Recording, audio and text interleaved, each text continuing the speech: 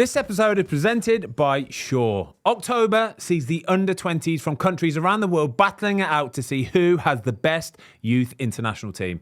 It reminds me of when I was at the start of my career. At that age, there's already lots of pressure to perform, and you just want to get better and better. So keeping calm and fresh is so important. If I could give younger me a tip, I'd say keep Shaw's non-stop protection range of antiperspirants to hand. It has 72-hour non-stop sweat and odour protection that'll keep you dry and fresh on and off the pitch. Shop now at Boots. Shaw, it won't let you down. Hello everybody, welcome to the Football Fill-In. It's been a mad weekend. Big Ange.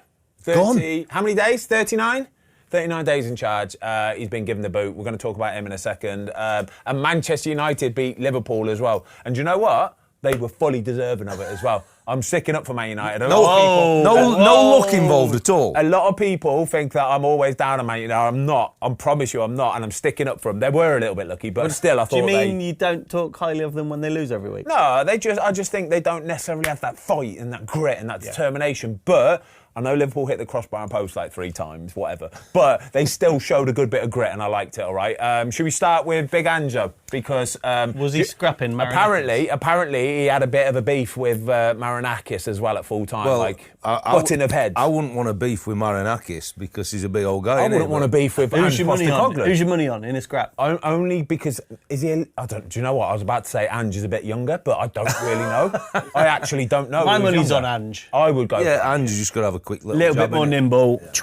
But I said he'd be a dirty little fighter, wouldn't he? He'd scrap and he'd like, he'd be horrible, wouldn't he? Yeah. I said last week though, didn't I, that the goalie coach had invited me in, and I said I better get in there sharpish, otherwise I don't think I'll be going in. 39 days into Forest, yeah. 39 days. It's all over, isn't it? I mean, obviously, it looks like Dyche is heading in there, and he'll take all his new staff in. So I'm not sure Forest fans will be over enamoured with Dyche coming in. Potentially, but they have to make sure they stay in the league. I'd back him to steady the ship, though. I'd back him to tying it up and to start grinding out some results. Why are they in this? Why are they in this situation? Do you know why they're in this situation? Yeah. I know why they're in this situation too. Because the owner starts meddling. The owner gets involved in stuff that he has got no right in meddling. They've gone from qualifying to Europe and having the best season in however many years. The best, everyone's second team, favourite second team in the Premier League. To now, with the greatest of respect, what the perception is going for a survival specialist in short. Yeah, but they've gone. The chairman's become too powerful, hasn't he? Obviously, he's made the managerial decisions, and that's just been absolutely bonkers. But Ross Wilson's left and gone to Newcastle, so he's becoming more and more powerful. And when you've got people underneath you, then people need to be able to say, hold on a minute, calm your jets here. I've got a question for you both, and you can ask it me as well if you want. Is Ange Postecoglou a good manager? I have to say yes. Why? Because he's been a winner throughout his career, and he knows how to manage teams and players. Do you think he'll get another job in the Premier League? No. No. What do you think? Is he a good manager? I know what he's saying, but the last 18 months, they don't give me any kind of reason to believe that he is a good manager, because what he's done at Spurs, I know he won stuff and it's all about moments, and I agree that that's probably the hardest thing in football, is to actually win something, especially nowadays. Really hard to win something.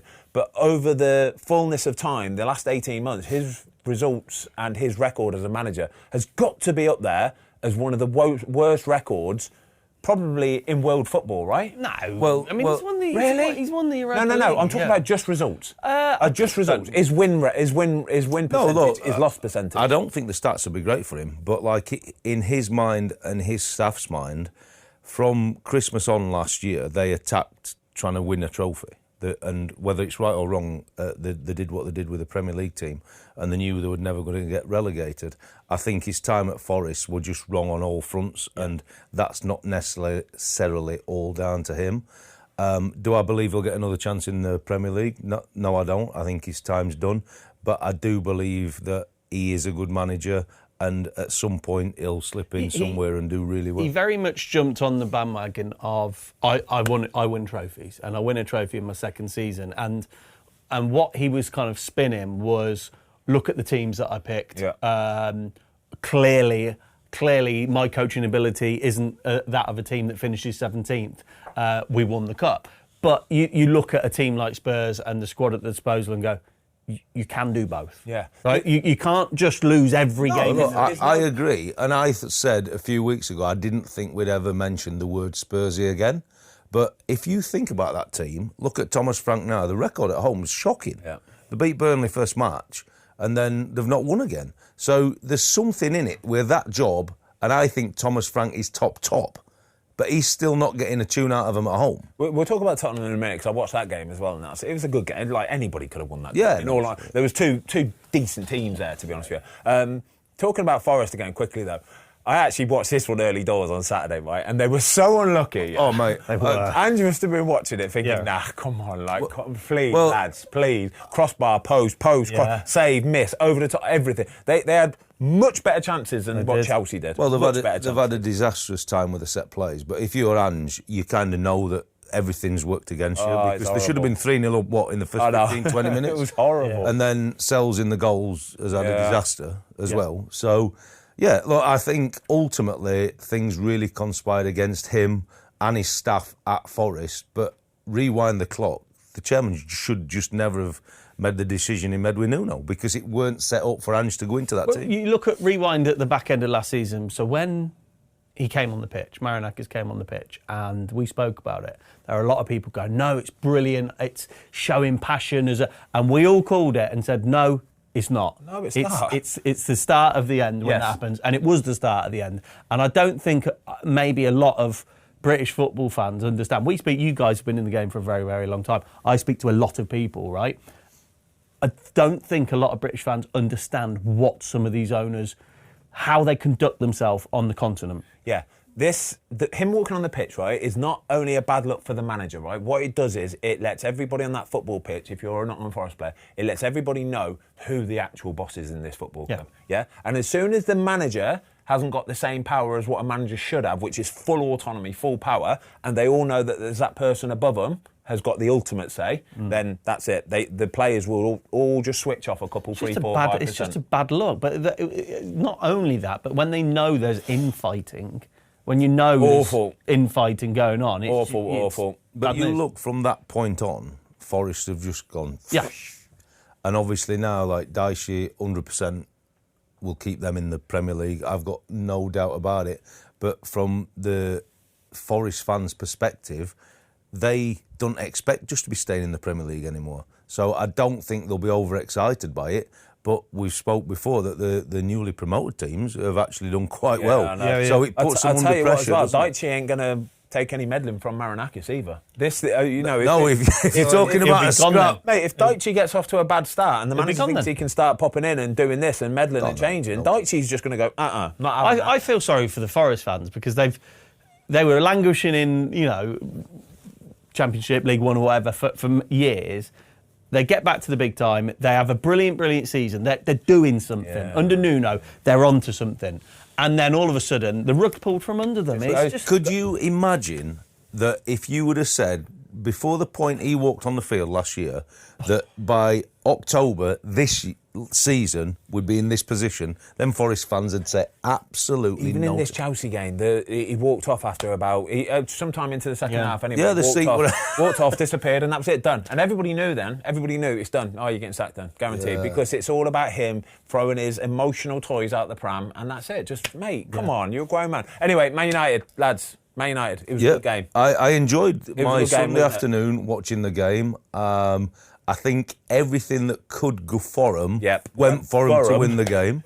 But let's have it right. They did show a little bit of something. They did, didn't they? Yeah. And I was really impressed with that little grit. I was really interested to see how Lemens was going to do in nets, and I thought he was, again, didn't put a foot wrong, did he? Did you think when he pulled his arms away, he just didn't want to get a corner away? I know, but he was, I just thought, you know what, you look nice and calm and composed. Even the foot save that he makes. Yeah, no, that's a good save. And it's a good save, and I'd expect him to save it. But his body position when he makes the save was nice and calm. He's not getting too drawn into the ball. But he knows where he's supposed to be, and he just reacts to the shot. I've got one for you, because we both really liked Mahmoudashvili. Yeah. but I was really disappointed with them 2 goals, mate. The first one, I was really disappointed. He's got dragged into that space there. He's into no man's land because you've not got much space to operate in there, right? And he can't go and affect the ball, first and foremost, because from Mbeumo, you can tell he's just getting it onto that right foot and he's shooting. What he's done, though, is he's closed that space, closed his reaction time off to... He's basically just got to hope it hits him. Whereas if he would have just stayed where he was, he could have reacted to that, you know. And that there is that bit of not playing, isn't it? Yeah, that's when what... you're not that's playing, you start to do things like that. But, I think, Slot said in his post-game about, they'd got so many offensive players on it diminished him on that set piece. And second phase, obviously, United had got 3v1 at the back post and all that. But I think, again, because he's not played, the profile of him, the size of him, mate, if you just, at that point, are not going to be proactive and try and help your team when you know you've got smaller players on, but even if you don't come for that ball, you've got to expect that they're heading that at your goal. You've got to have electric feet at that point. Yeah. I just thought, and it's easy to say that Alisson is top, but I think Alisson 100% saves the first one. And I'm not saying he comes for the cross for the second, but I think he's so much brighter and aware that there's a header coming at the goal. And I certainly don't think he just watches it. Do you know what I think the difference is? I think an Alisson there is so set in his position. He knows where he is. He's so comfortable with his surroundings. When that ball... first of all, he knows the ball. The only ball that guy can put in there is a chipped one, right? Which means it's going to have a little bit of less pace on it, basically, which means it's going to be sort of floated up there. When he does that, one, he's thinking, can I come for the cross? And then two, as soon as he makes that decision to not come for the cross, he's scanning to see who's in this little area here, right? You see Big Maguire there, you know there's a very good chance he's winning the header, yeah? Because he's behind everybody as well. It's almost like a free header. So it's at that point there where you square yourself off, electric feet, electric feet, mate, and be prepared for anything. As I saw the ball coming in, and I knew he weren't coming for it, I knew as long as he headed it, it would a goal. Yeah, that's because he just weren't there with it. And he's on. never, the commentators never picked up on none of it. And I'm not saying he's at fault, but I wanted so much more at that point. Yeah, no, yeah. But a goalie at the top of his game at this moment in time, I think, first of all, just comes and punches that away. Well, he has secondly, to, it's a big bang, kick the legs out of the way and just flick it up. It's one of those, you could have flicked it up. Mate, it could have been a Banksy save. It's a big one for United, though, because have they got... Burnley. No, Brighton. No, Brighton. Oh, it's a tough one as well. That, but credit to United, that is a big win away at Anfield. A big win, and they had to ride their luck at times. Yeah, sure. They did have to ride their luck. But when he finally gets his goal, he nearly missed it, didn't he? Yes, he nearly missed it. But when he finally got his goal, you're expecting them to go on and win the game. Yeah. So Man United really dug in, rode the luck for sure at times, but they dug in and had something about them to get over the line. Yeah, I agree.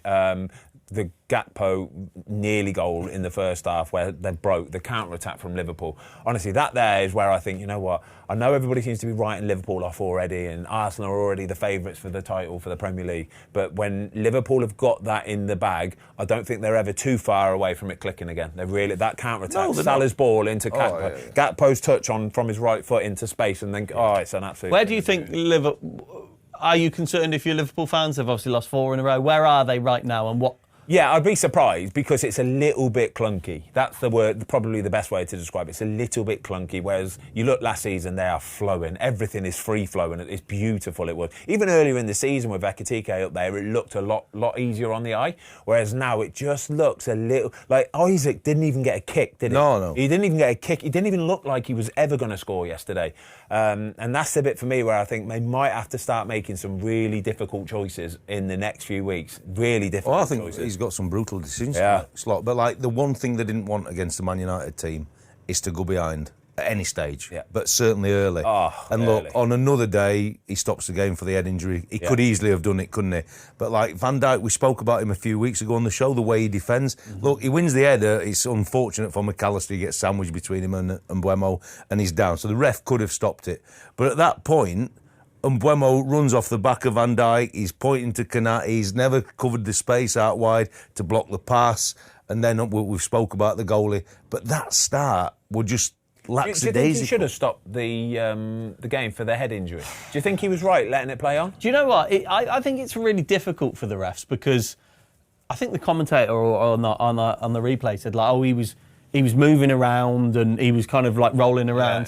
And obviously it's his own man that's clattered him. Yeah. So at what point do you go, the second anyone puts their hand on their head, stop. Because we know what players are like. That is already a bit of a strategic kind of play. Yeah. So I don't know. I think it's judgment on is he clearly injured? Is he like in distress? And I think the answer would probably be no. He wasn't in obvious. No, I didn't think so either. But I thought just because it's at Anfield, it's the first action of the game. I actually did think he were going to blow. Yeah. That's why I thought, not that there were a bad injury, I just thought he don't want to get involved in something that can potentially lead to a goal. Would you have blown if you were the ref? Would you? What? I'm glad he didn't, because I don't think he should have at all. No. If you look at it a separate way, right? If Van Dijk comes through, does the same action, right? But as he heads it against, I don't know, God knows, and the ball basically ricochets back behind him, and Mbeumo's through one-on-one, yeah? If the referee was to blow it there, it's exactly the same thing, but the ball has just happened a different way. If the referee blew up there, you'd say, nah, come on, that's not fair. Yeah. You can't do that. You can't be blowing there, bro. I think you need to let the phase of play elapse, first and foremost. Let that phase of play elapse, and by letting the phase of play, then you can quickly blow. So if he'd have took a shot and missed, then you blow the whistle and you go and sort it out. But if you take the shot and he scores, you blow the whistle and you sort it out. It's so hard, though, isn't it? Because who are we to, like, I know I'm kind of contradicting myself a little bit, but who are we to go, doesn't look like it's serious? Like, you don't know, do you? No, it's so hard. So it is hard. But that's why I think he would normally blow there, because there's nothing in the game, it's not started. So the player's welfare at that point is paramount, and he's not going to be having a gamesmanship bit. It's the first action, it's 0-0, whereas like later in a game, if you're hanging on, it's 0-0 or it's 1-0 and you're chasing or you want to break in play, that's when I think don't blow early, because that's when the little bit of the gamesmanship comes in. So I thought Liverpool were a little bit unlucky that he didn't blow, because it was the first. Do you reckon we can get to a place like in rugby where you get the medics just rush on? Game carries on, you just get the medics rushed on. So at least if that happens, everybody knows what's going on, though. The game plays on, they just come on, and if then the game, something happens and it goes out for a corner or it's a save or the goalie's got, then he might blow his whistle. In theory, yeah, but then... And then what happens when the ball's fired against the physio's head? Or well, the problem you have, I don't know exactly how it happens in rugby. Do they have to have any signal from the fourth official or any official to go on? There will be, but they are straight off. But they're straight off. But it's only in the occasions where it's a head injury. You can't, unless it's like a real bad leg something where you know it's an obvious break or something, then they're going to come on for that as well. But it's only ever going to be the ones where they're running on for a head injury. So it's probably better for the person and better for the game that they've got somebody on site straight away. Do you know what I mean? The game can continue. Everybody knows where they stand as well. They know then that ref's not going to blow his whistle. They're waiting for that phase of play to elapse. It's so hard because it's such a different game, isn't it? It's such a different game. Football. I know what you're saying, but I still don't see a problem with it. I really don't. It's so end to end. Whereas rugby, there'll be a breakdown. Yeah, you're staying up that end. It's sustained pressure up that one end. It's interesting though. I think it's a good shout. Yeah, I do. Think it might be a good shout. Yeah. But I think he was right not blowing the whistle. You can see the difference that like Cunha and Mbeumo have made. Yeah. Like they're both really, really good players, obviously, and I think Mbeumo's probably had a better start to his career at Man United than Cunha has, but I wouldn't be worried if I was a United fan looking at Cunha, because he's clearly got like so much ability. And even towards the end, I was watching like the additional highlights, and like he protects the ball, he looks after the ball, he just knows what to do with the football, doesn't he? I think even their work rate, them two, they work so hard, and I think when you work hard, it eliminates people questioning your performances so much. There's new signings come to the Premier League that have cost an awful lot more money, even more money than what Mbeumo and what Cunha have been, but you question them a little bit because their work rate isn't quite there. But Mbeumo, what's he scored? 3 goals now? 3 Premier League goals, is it?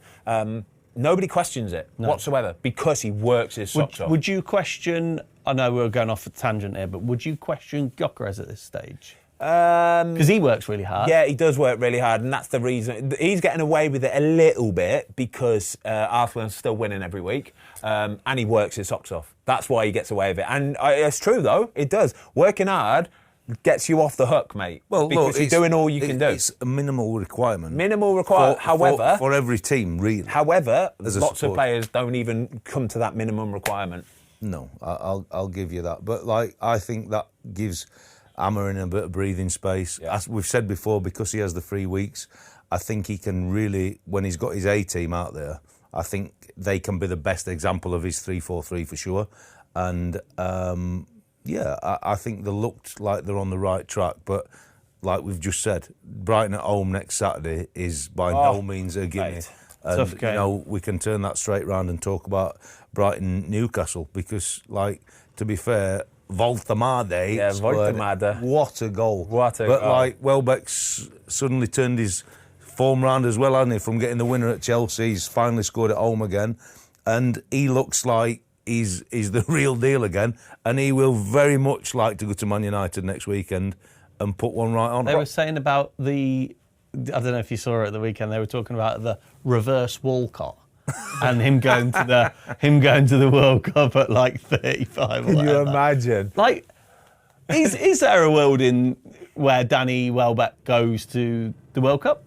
If you're going on form, then why not? It's genuinely, why not, right? Your problem with having that older player is that you need to know that they're going to be available for every single game in that World Cup, every bit of training session. You can't carry players that are going to not really train half the week. And I think the way that Danny Welbeck works is he knows his body so well, he makes sure he is fit and ready for the Saturday afternoon, and that's all he cares about. If he hasn't got to train on Monday, Tuesday, Wednesday, cool, sweet. But as long as he's ready for Saturday, and he's doing it on the pitch, that's all that matters. You said about him being like, if he's in form, I think not issue, because he's had a brilliant and very, very long career, but I think sometimes the thing with Danny Welbeck is that the form is a bit patchy. Yeah. So he will go through a purple patch like he has done at the start of the season. And then there might be 10 games. It might be 10 games. It'll be interesting to see what his scoring record's been for the last 3 or 4 years, because I don't know, in the back of my head, I've got that he's just very consistent. I would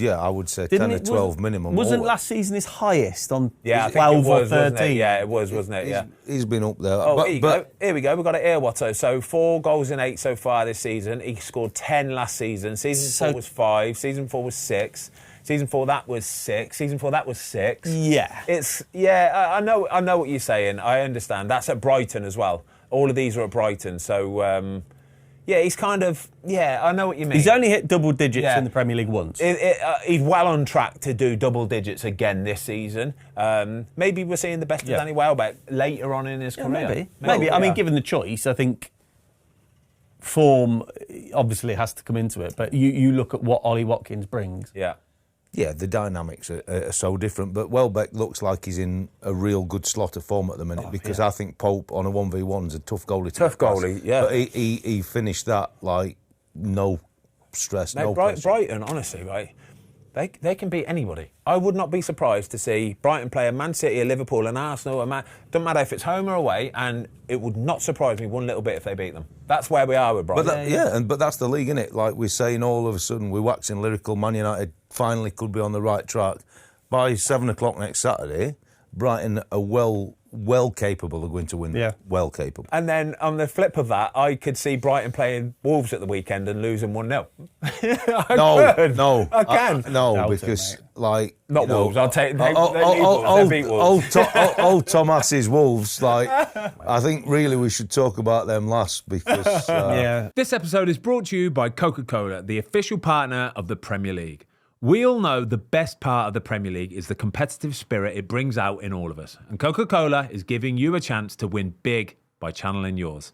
In their Premier League Fantasy Challenge, you build a team based on rules set by an icon. So, if you're getting involved, here's a tip from me. Don't always go for the obvious pick. Sometimes going for a player that most people pick pays off, but then there are times when you're one of a few that picked a less popular choice who performs really well. To get involved in the Premier League Fantasy Challenge, all you've got to do is grab a Coke and scan the code on the pack. Just by playing, you get a chance to win Coke merch or vouchers. But if you beat the icon who set the rules, you could win vintage Coca-Cola jerseys, Premier League tickets, and more. So go ahead and get involved. Grab a Coke, drink it in. T's and C's apply. See coke.co.uk/EPL-terms. We need to talk about our old mate, Catty Mash, right? Oh, my God. Matty Cash. Matty Cash. That ball. Yes. Mate, honestly. Right, that goal.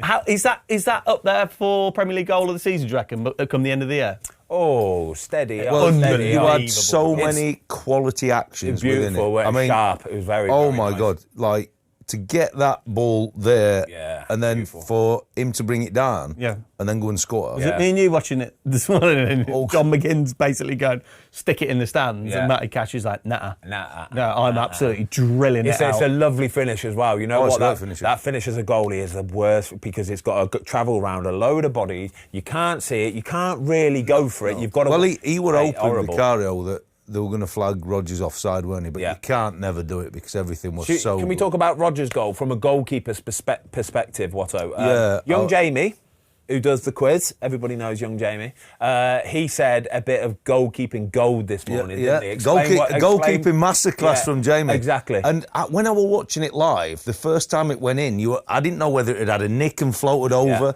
because it goes in so easy and Vicario's quite explosive and dynamic as a goalie. But then when you look at it back, he's too high up in terms of his depth. He's from at the about goal line. 3.5, 4 yards, isn't he? And at this level, the ball does a bit, he hits it well, but like it's in the middle of the goal, to be fair. And I never like it when you just go for one hand of it. You've got to get a big barrier there and try and save it if there's some movement. So Jamie's masterclass that the goalie were too high and the ball just whipped past him like we went chapeau, mate. It was bob on, weren't it? So when, first and foremost, the defending is brutal. Oh, it's brutal. Because there's 4 or 5 men in like a bit of a circle around him as he's running towards the goal, Rodgers, right? And they let him get it onto his right foot. And as soon as they let him get it onto the right foot, I'm thinking, what are you doing? Like, mate, just keep him on his left. I don't mind him shooting from 25 yards on his left foot. I would back any goalie to save that. I think they could have kept him on his left foot because he gets a little bit of luck when the ball ricochets from him. You have but to at that keep him on point, the just left. shove him onto his left. Just keep him and over just there. make sure then everybody behind it keeps blocking and stepping up. On his left foot, he's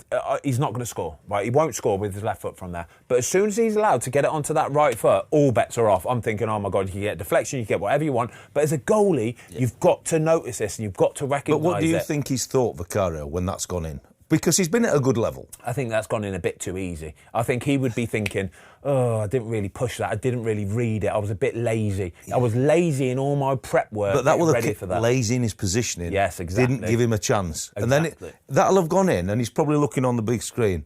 And you're like... You know, sometimes when they go in, you think, oh, I hope it don't look bad. I hope it don't look bad on the But you know for a fact it looked bad. Looking at the Jumbotron on the... Honestly, you're watching... I used to sometimes watch and think, actually, it don't look that bad. I might get away with that one there. But like I say, as soon as Rodgers gets it on his right foot, Vicario needs to take 1.5 steps backwards, diagonally that way. That way then as well. Not only is he in a better position, but his feet are already firing. His feet are popping. And he's bought a bit of time. And he's in a better position. He can start to spring. He can do everything. But he's a bit too flat-footed, a bit too dead, and the goal goes in easy. I'd say a goalie in form, a top goalkeeper, makes that save. Yeah, and you know what? If they're going 1-0, half-time Spurs, they're not going to get beat. It was one of those games. I think Thomas Frank wasn't furious or anything. Actually, anyone could have won that. But the 2 goals were two goals, weren't they? Yeah, they were good. It was a good game though. It was good, but it was 2 very even teams. I'd say very similar teams. Five on the bounce for Villa. Yeah, 5 on the bounce. That's incredible after the start. That is incredible, isn't it? But let's talk about 2 proper teams. Palace, Bournemouth. What about that Barnsley goal before we start? Oh my God, mate! Barnsley scored the best goal of the weekend. Have you seen it? No, mate. This goal, by the way, mate, it's in the middle of his own half. No, it is not. Into the Barnsley fans at Bradford. Oh my God, what a goal! What was the score? Did they win? 2 apiece. Look at that. Mate, look how far out he's on the D. He's behind the halfway line D. Oh, mate, it's a long way, that. Keeper's tied himself up like a pretzel, isn't he? I won't lie. And, you know, like, as a goalie, falling into the goal in front of the away fans like that when it's gone in. Hey, where's your mug, Watto? Here we are, boys. I'll tell you what, it's a good point on the road, though. It's never good when you're running back towards your goal and you're trying to stop the ball like that. Mate, I watched it yesterday 3 times, that goal, because I didn't want to be critical of the goalie because it's like an amazing hit. But I actually think the goalie's got back and then he's just in a world of pain. He's all tangled up, isn't he? It was like that Jussi Jääskeläinen one. Oh, mate. You remember? Oh, Rooney? my God. Rooney won against him, mate. He falls over in the end on the penalty spot. He loses. That's normally like me after 20 Guinness. He tried to save that. It's like, just the 20. Oh, God. You mentioned Palace, 3-0. Our boy, Mateta. Wow-wee.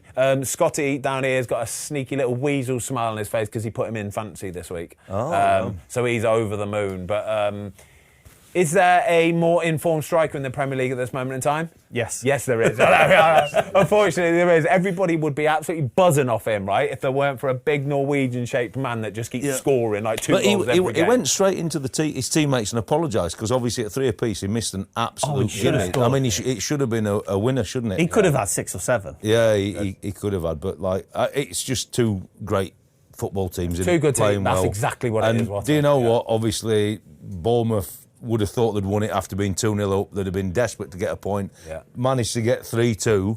But like a team like Palace never know when they're beat, and they've got some real quality. And apart from a Norwegian guy like you said at City, Mateta would be the star man of the week. Let me ask you a question, Ben. You asked me and Watto a few weeks ago, and you said, Mateta, does he sign for United? And does he sign for that? And you started rattling down the list. Let me ask you this. Is he an exceptionally good player? Yeah. Or is he an exceptionally good player for Palace? Exactly that. He's an exceptionally good player for Crystal He's Palace. obviously a good player. Yeah, he suits that because they play for him. They play for his talents, right? If he signed for any of the big boys you just mentioned there, they don't focus on one individual, unless you're probably Man City who focus on playing for Erling Haaland. But other than that, they have a set style of playing and that player has to fit their system. Whereas Mateta, he is just... I love watching him, but none of the big boys would sign him. Still, even after this hat-trick, even if he scores 25 goals this season, still none of the big boys would sign him. Why? Because he's of his age, for 1, for 2, how much money it would cost, and for 3, he's a Crystal Palace player. It sounds really bad, this, but genuinely, and if everybody at home is listening, go, nah, load of rubbish, he should be signed. Yeah, he could sign for teams in Europe, but I promise you he won't sign for any of the real big boys in the Premier League. He just won't. I know what you mean. It's just certain players work at certain But Palace teams. should be really grateful for this as well, though, because they have got the best ilk of a striker they could possibly get. Well, they've got a top 6 striker. Yeah. That I probably agree, and I understand what you're saying. He probably will not sign for them big 6, but they have got in that a Champions League type form striker. He wouldn't sign for Spurs. He wouldn't sign for Villa. Spurs? No, I don't think Spurs would sign him. I don't think they would. No. All right, let me ask you this then about a player on the opposition team, Semenya. Yes. Oh, he could go anywhere. He could go anywhere. He genuinely could go anywhere. He is a thing of beauty. Genuine thing of beauty. The biggest thing Bournemouth did this summer was getting him signed down to a new contract because I think we said in the show, didn't we, a couple of weeks ago, he might be worth 80 million quid. And there was I read a few of the comments, and people were like, 80 million quid? Mate, in this market that we live in now, this world we live in now, he's an 80 million pound player. I promise you he is. He's absolutely beautiful. Works his socks off, delivers goals, assists. He's the full package. How old is he? 25, is he? 25 years old. 25. He's literally about to come into his prime. Oh, he's one of these players, I genuinely think he's one of these players that plays in Britain that could just get plucked by one of the biggest European It wouldn't boys. surprise if he signed for Real or Barcelona or Bayern Munich. Unbelievable, because I think if you're Bournemouth, you know you're only getting this season out of it. Yeah, I think so. So you best enjoy what he's going to deliver for your team. But I'm a bit like you guys. I'm not necessarily saying he'll go to one of the teams in the Premier League because I think certainly a Barcelona, Real Madrid would be sniffing as well. For sure. You know what he is, right? He's so Arsenal, right? Arsenal are in such a great place of signing players now, right? They can afford to sign the players who are 25, 26, 27, yeah? Where they know they're not really going to have any resale value come the end of their contracts, right? But they've got all them players. They've got all the players that they can sell for 70, 80, 90 million, right? They've got them already. But now what they can do is they can add experience, right? And players that they know if Saka's injured, Madueke is going to... Eze might fill in. Yeah. They've got them players now, and that must be a really nice place to be. And that's why they're favourites for the Premier League, by the way. That's because, 1, they played a lot of tough games already this season, got them out of the way. But 2, they've got 2 players for every position. I looked at the bench yesterday. I It's looked stacked. at the bench It's brilliant. and you just go, wow. Mate, the Eze signing, the Madueke signing this season, Zubamende, right? Yeah. Honestly, they're genius signings because they've got those young players that are going to go on to become world-class players who are £90 million players. But these players, when their contract's finished, they're all going to be 30, 31, yeah? They're not really going to be worth any money. But what you'll do is you'll get 4 of their best years out of them. And that's the bit where Arsenal are. I think Arsenal are in such a place. I mean, obviously, Liverpool, we've touched on where they've been for the last 3 or 4 results. But Arsenal, like, to go away to Fulham, who I think are a really good team. Yeah, tough place. And it's a tough place to go. Yeah. But, like, the old Arsenal 1-0 win, and every season we keep because it's the only thing that's going to derail them is whether they can deal with the expectation the further down the line they go. Because I think it's only probably themselves, because I thought Liverpool were going to be better than what they've been.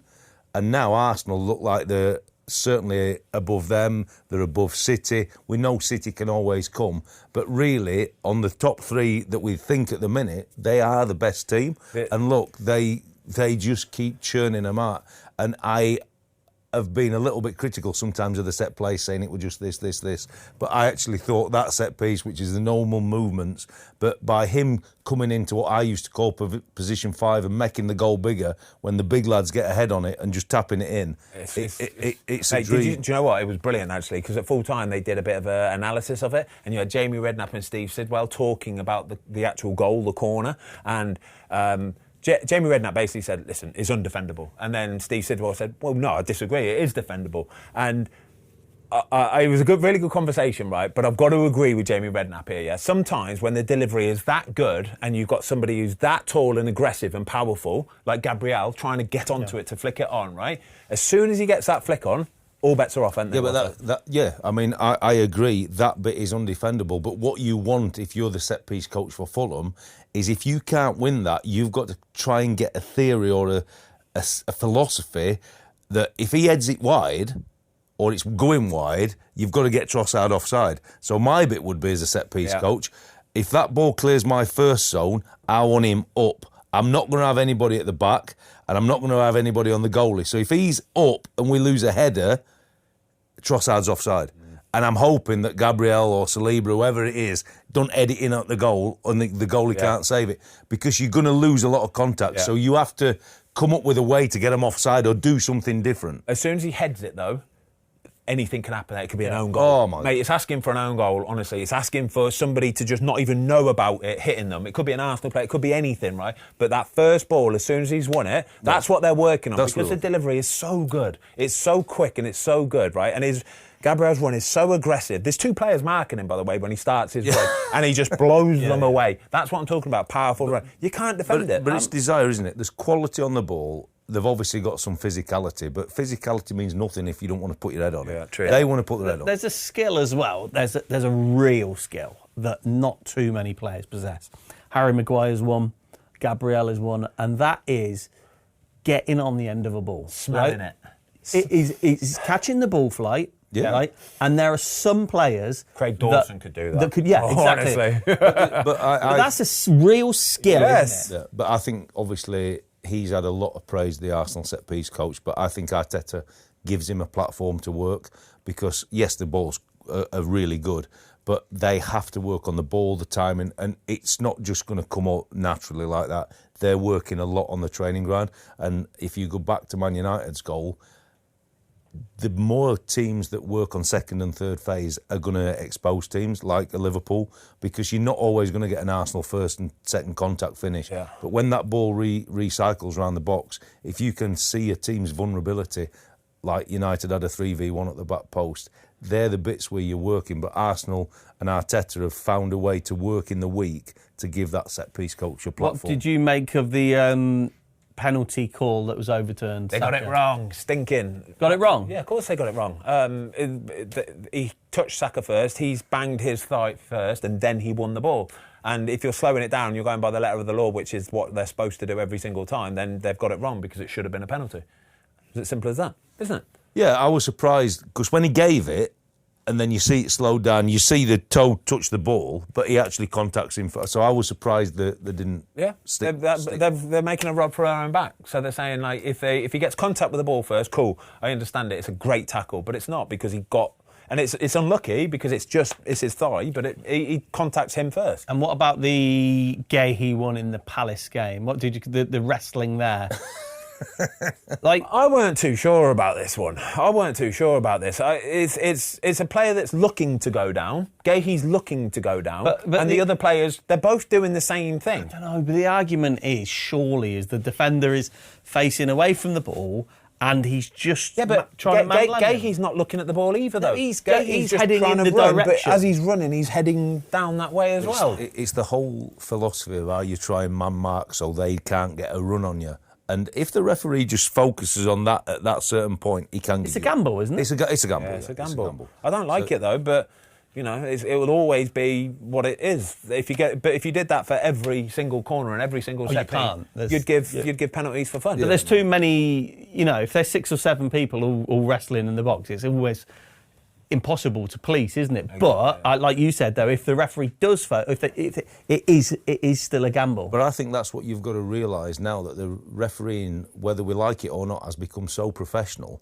that before that game, whoever the official were, will know roughly who to target on a one-on-one battle. Yeah. Where they're part of their homework is to try and get these decisions. Yeah, true. So they're focusing on the main bits. They're not going to focus on necessarily somebody just stood on the near post or back post, but they know where the big battles are, so their eyes are already on it. He's done well, Guehi. He's done really well. No, he's won a penalty, basically. He won a penalty. You know he's leaving, so he's come out, and it's come out that he's leaving Palace. This is his last season. Yes. What happens with Guehi now? Because he's got the World Cup. Yeah. So is it going to be as straightforward as season finishes, bum, signs for Liverpool, done deal? Or is there a world in which he goes to the World Cup without a club? No chance. No? Zero chance, no. Palace are really lucky that there's a World Cup this summer, and they're really lucky that Guehi is England's #1 centre-back as well, because they know that he will give 110% every single game between now and the end of the season. Normally when a player is running his contract down and leaving, you start to question whether his heart's going to be in it and whether you can trust him to be out there.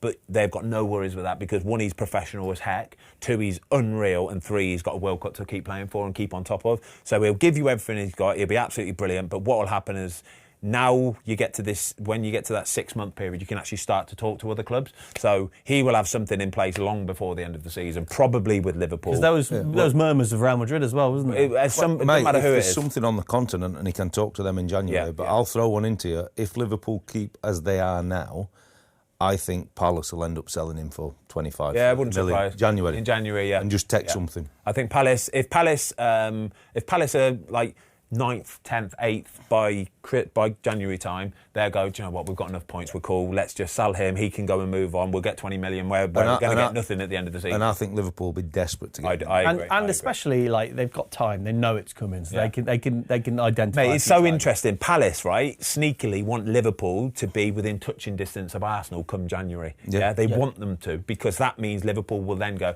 we've got to go for Guehi. How much is too much money with 6 months left? It'd be I agree with what, it's still 20 mil. If they said 35 million. Oh, no. Is that too? And Liverpool are in touching distance. Nah, it's too much. I think if Palace could get 30 million, that would be an amazing deal. They can't get 30 mil. They can't. Well, I don't think they can, but with 6 months left, I think, and with him announcing he's going, it's got to be a 2. Liverpool got blooming how much for Trent? Exactly. With a month or whatever it was? It's got to be 20 mil, max 20 mil as well. Max 20 mil. But yeah, Palace want Liverpool to be within touching distance come January. But they're not lucky, because Palace do things right by the book, don't they? They do, by the look of it, they look like they do. And I think they deserve to have Guehi giving it everything that he's got for until the end of the season. Should we talk about how amazing Sunderland are? Yeah, it's good to watch. It is. It's really good to watch. Are you trying to be over complimentary? Might be deflecting. Is it how good Sunderland are, or how awful Wolves are? Are Wolves going down this season? Yeah. Why are you hesitating? Yeah, honestly, like, we watched it with my lad on Saturday, and George has gone stomping upstairs afterwards, and he's gone, another weekend run by Wolves. And I'm like, oh, mate, I feel you. It's not like they really had any good chances either, did they, to be fair? No, they've had a few half ones. I was going to say, we've waxed lyrical about Roofs, he made one save. One save, and it was a comfy as heck save, wasn't it? To his left. It will catch up with you. You sell your best players, it will catch up with you. Who's going to get relegated with Wolves? Because I'm not having that Sunderland to get relegated. I don't think Burnley will get relegated, but it wouldn't surprise if they went on a stinking run. I'm not convinced on Brentford. Oh, I am. I'm not convinced with them. No, I would agree on that. Big game tonight, isn't it? West Ham Brentford. It is a big game. For West them Ham to try and it is get a big out game, of that mix. And it's interesting. I know we shouldn't necessarily talk about it, but like they reckon Potter's going to go in and help Sweden try and qualify for the World Cup on a short-term deal. Yeah, I know. It's amazing how managers, because of he started out there, he's got an affinity with them, and you know what?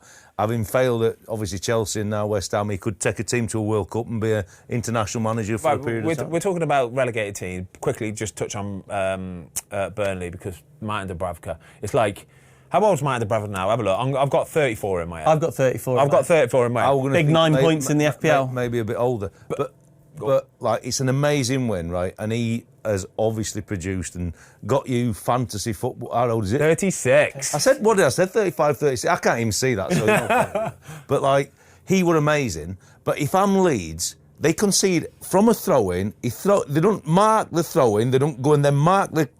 So they don't mark the guy. It's 2v1. When he throws it into him and bounces it back, they don't stop the cross and it's free header. It's like so bad. Yeah.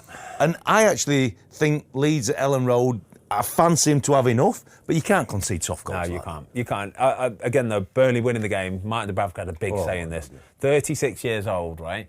He is. It's like he's found himself again this season, yeah? Really has found himself again this season. I love to watch it. I love to see an old boy that hasn't really been playing too much football come into the Premier League and just play week in, week out. Isn't that knowing that he's signed there, knowing that he's the man? Yeah, he's number one. He's going to start this season. So get your head around that because we're going to have a tough season, mate. And he's gone, yeah, all right, I'll have a bit of that. But he looks in good shape, doesn't he? He looks looks in great shape. For his age, like he's got some good athleticism. No greys in any of that. No greys in his He hair, hasn't, his has he? beard, nothing, mate. Well, he might have at the end of this season. So that leads me on to my question then. If Burnley possibly might stay up, then who is going to get relegated? I Wolves? think Wolves are in I think we agreed on Wolves, massive right? trouble. I think West Ham could be in trouble. You've got to say Not convinced on Brentford. I like Brentford. Is Forest a thing? If Dicey goes into Forest, they'll be fine. I have to worry a little bit. Jay, get the for relegation Leeds, odds up. you know what I mean? Get the Premier League relegation odds up right now, would you? The only one I would say at the minute where I'd be very sure would be Wolves. I'm not sure about the others. This is why I think that the relegation odds are so interesting. Mate, Burnley are still favourites. 4 to 11 on. Yeah, they are. Burnley are still favourites to get relegated. So Burnley are currently one place out of the relegation zone on 7 points at the minute. They're still favourites. Then it's Wolverhampton, 2 to 5, and then it's West Ham. Even how is Sunderland? 11 to 8, West Ham. Yeah, but Brentford are nowhere near that bottom list, are they? 1, 2, 3, Mate, 4. Sunderland are 3 and a half to 7th. 1. Sunderland are 7th, and they're still 4th favourite to get relegated. How many points are Sunderland on? 14 points. Mate, they've got over a third. Yeah, sure. Yeah? Yeah, you're right. If you get to 34 points. What, Man City? Nah, come on. Is this relegation odds? It is. Yeah, 20 to 1 for Man City. Does that count? Oh, because of the points deductions. Oh, possible points deductions, yeah. Mate, That might not be a bad shout, you know, a little cheeky tenner on mate, City. as it stands, West Ham are third favourites. As it stands, West Ham are one of the favourites to get relegated at this moment in time from the Premier League. I think Burnley are always going to be in there because compared to the rest, I think they have got the lowest budget for sure. But, like, it's tough to go and get a result and as Isn't an it? away team. I know. Bloody Anywhere. turf, yeah, yeah. Can we talk about this goal? You can pronounce his name, Ben. Show it me. Chuana. Yeah, well done. Joanna. Yeah. Tenerife, that, come on. Come on, it's not Tenerife. Yeah, Finger Beauty. Goal of the season? It's going to be up there, isn't it? It'll take some beating, won't What's it? a better goal, Buendia or that one? That one. Whoa. No, it's a better goal, isn't it? The goal, in terms of a goal. Yeah. Yeah. I understand. I love team goals, don't get me wrong. But goal of the season has to be an absolute rocket. Why? It has to be. Why? Has to be. Has to be a 30-yard rocket.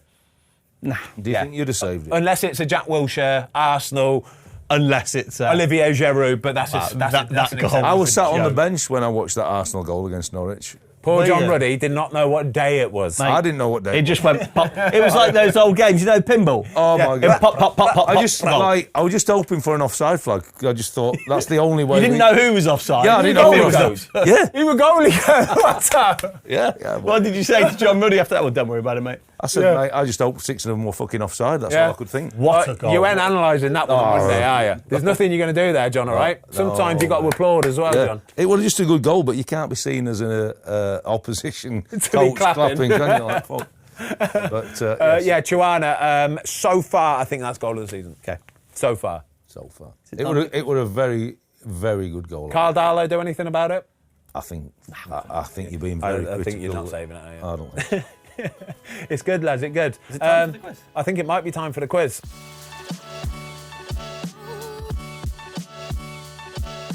Hello everyone, welcome back to the quiz today. Tomio, you were not here. Tomio? Tomio. Tomato Tom? Tomio. Oh my God. Wasn't here last week. And I wasn't. Ben won the quiz. Well done, mate. Thank you. Let's hope for another good quiz today. You ready? Yep. Question 1. Amadou Onana plays for what national team? Belgium. Yes, Watto. Belgium straight out the door. I love that. 1-0. Question 2. Not even my name, bruv. It's good, isn't it? I think he says mate. Yeah, mate. Not even my name, mate. On July... Let me say it again. In July 2007, Manchester United signed Anderson and what other Portuguese winger? Yes, Nani's the correct answer. Yeah, boys. 1-0. Question 3. Who is Tottenham's most expensive transfer signing? Dintar Berbatov. No. Oh. Who is Tottenham's most expensive Van de Ven. transfer signing? No. All back in. Oh, I know this. It's Rogue.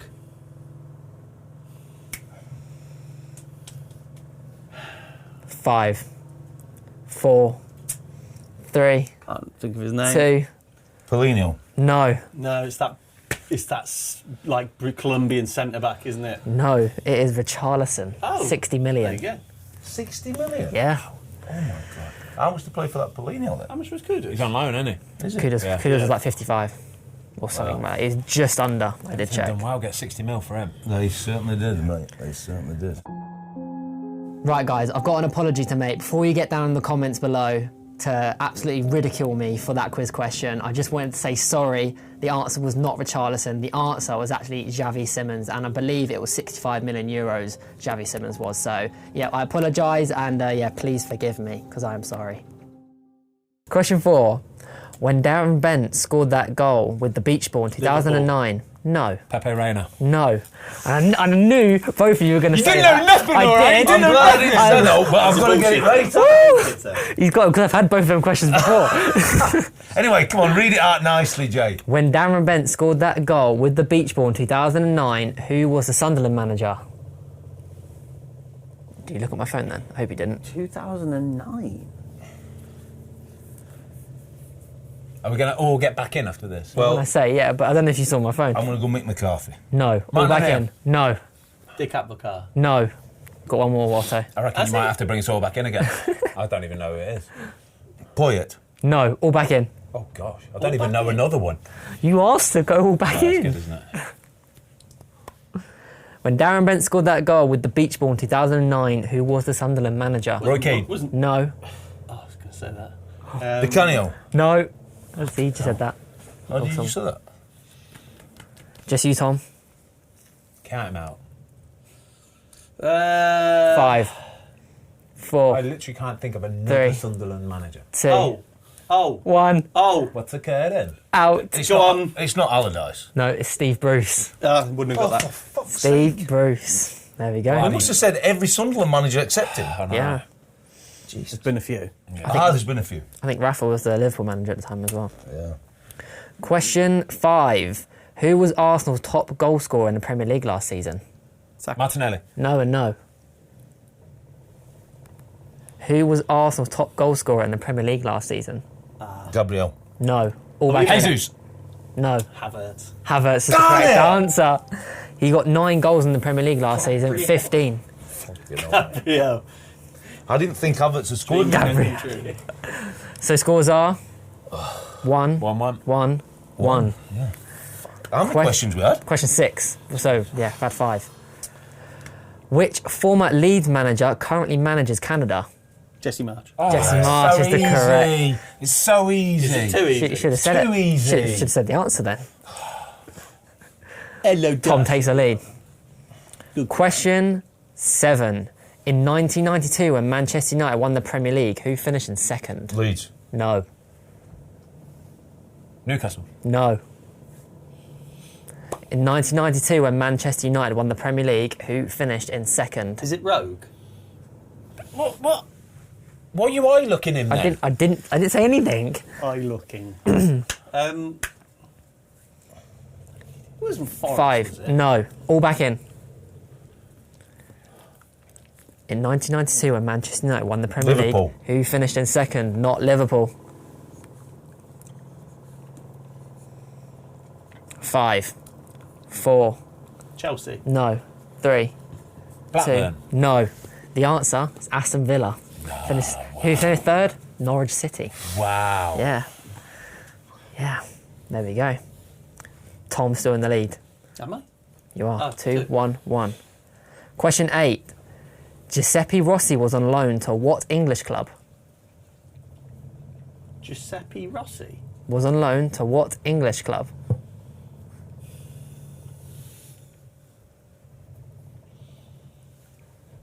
I do not know this. Giuseppe Rossi was on loan to what English club? It was the only club he went on loan to. I'm going to go Sunderland. No. Villa. I thought No. Sunderland as well. Giuseppe Rossi. 5. 4. 3. Fulham. No. All back in. Chelsea. No. West Ham. No.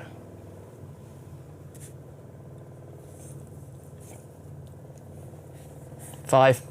Spurs. No. You were close to Sunderland, Watto. It was Newcastle United. Was it? Yeah. Didn't know I that. would have guessed though. But There I we did go. think maybe up there. Anyway. Jesus Christ, we've failed on a few questions Haven't today. we It's a low just? I know. scoring. Some easy ones, some Low baller. nibble ones. Ridiculously easy ones. Question 9. On. Alan Shearer. Anyone want to jump in? You want to jump in? And what other player are all-time Premier League goal scorers for 2 clubs in the Premier League? Huh? So, Alan Shearer and what other player are all-time Premier League top goal scorers for 2 clubs in the Premier League? Premier League goals. What's that mean? For that club. Chris Wood? Chris Wood is the correct answer. That's a shitly worded question. I'm sorry. I thought it was fantastic. Thanks. No, that is appalling. You are the ref, aren't you? I am the ref. And you know what? Yeah. No, Yellow- that's a red No, card. it's a yellow card. Straight red. That's a yellow card for you for asking for a red. Okay, yes, Sunderland. Hey, he's waving cards here. It's fine. So you can't. So it's a craply worded question. Wait there. Let him don't say speak. Let him anything. speak. Jamie, It's fine. referee. Jesus. Shout out the referee. I know, the referee. Question 10. Come on, David. Christ. This is to take it to a 3-way tiebreaker Oh. if Watto gets this correct. This is for the win for Ben and Tom. Am I allowed to say anything? What's the yellow card mean? Well, Yellow you should card. be off. You You're should be warning. off. I Warning. won't lie, you should be off. It's a I warning. know. You're still in. Somehow he's still in. Should be off. I thought it was miss a turn. No, that's a red card. Question 10. Who was the manager before Thomas Frank at Brentford? Dean Smith. Dean Smith's the correct answer, Watto. Takes it to a tie break. Is it a two-way tie-break? Three-way. tiebreaker. Yeah. So, you know what the tiebreaker is? Yeah. Tiebreaker isn't a question. It's where 2 people name a club each, and you've got to name the Well, how player do we who do has it with played 3? for both clubs. So we'll just do it with 2 I people. don't know because that's. Okay. Well, why don't we do Scotty Why don't and Scotty and Luke Luke both say say a it for team? 3? Yeah. Right. You guys So know? they say a club team. each. And Premier we've League gotta club. We've got to go player. Yeah. Right. Okay. Well, why don't you message them to Jamie? Because otherwise we're not going to hear them very well, are we? No, just shout it. It'll be fine. No, We'll because pop I it don't up know on if they'll screen. hear them, though, will they? Why don't think- Jamie just say the two? Yeah. I could say the 2 teams. What we Are they saying it? Are you guys saying it? I'll say it. No, they're saying it. Like, you can hear them. I've got a question for you afterwards. Okay. I'll go first. 3, 2, 1. Bournemouth. Chelsea. Sanchez. No. Aribazagla.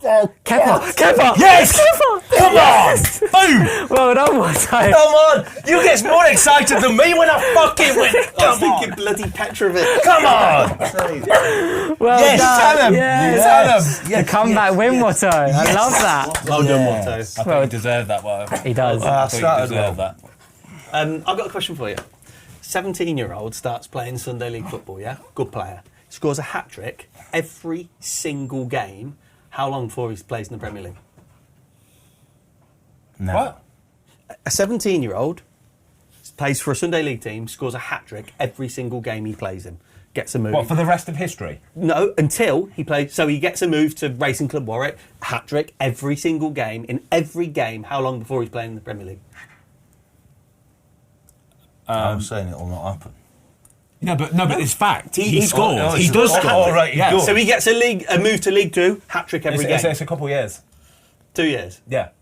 2 years. Only because the clubs can't physically sell him quick enough. Do you know what I mean?